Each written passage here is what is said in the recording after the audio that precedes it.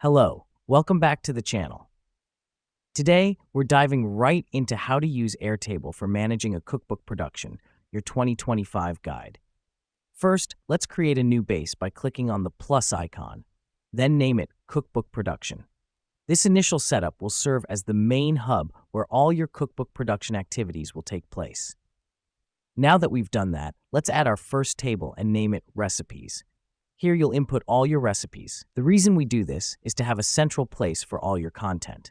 Each row will represent a recipe, and columns will contain details like ingredients, instructions, and images. Next up, add another table for chapters. This helps us because it allows you to group recipes into different sections of the cookbook.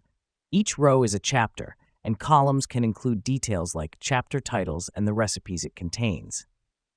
Now, let's make the most out of Airtable's linking feature. In your Recipes table, create a new column named Chapter and select the Link to Another Record option. Then link it to your Chapters table. This is a crucial step because it links each recipe to its respective chapter, making the organization of your cookbook a breeze. The last major step involves tracking progress. Create a new table named Progress. Here's what's happening behind the scenes. This table will serve as your project management dashboard, tracking the status of each recipe and chapter, from drafting to editing to final proofreading. To wrap up, using Airtable for managing a cookbook production streamlines your process by keeping all your recipes, chapters, and progress tracking in one place. It's a fantastic tool that can significantly improve your productivity and organization. And that's it. Now you know how to use Airtable to manage your cookbook production.